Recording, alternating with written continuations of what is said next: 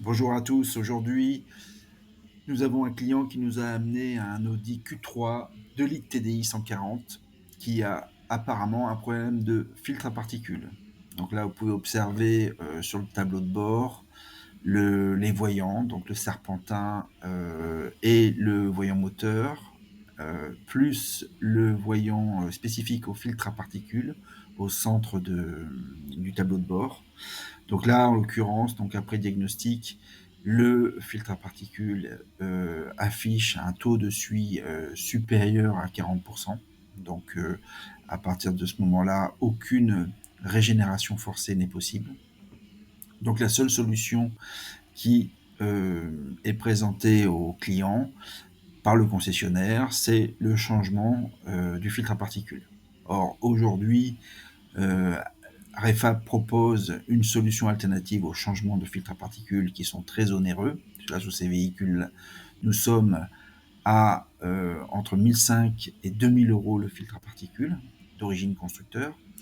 La solution Refap, elle, est intéressante puisque nous nettoyons le filtre à particules pour le remettre à neuf, c'est-à-dire qu'on libère en nettoyant tous les canaux encombrés de suie. Donc après, comme la céramique reste en bon état, elle ne se dégrade pas dans le temps, donc votre FAP retrouve sa fonction d'origine.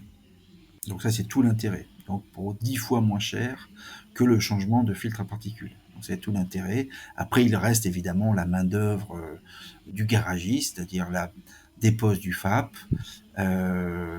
Ensuite, une fois qu'on l'a nettoyé à neuf, la repose du filtre à particules, le changement éventuel des capteurs. Donc, très important les capteurs, hein, parce que s'ils sont défectueux, les régénérations en roulant ne se feront pas comme il faut et le FAP risque de se boucher à nouveau. Donc ça, c'est un sujet très important à surveiller. C'est là le bon état du système dans son ensemble, hein. Pas seulement le FAP, mais aussi les capteurs.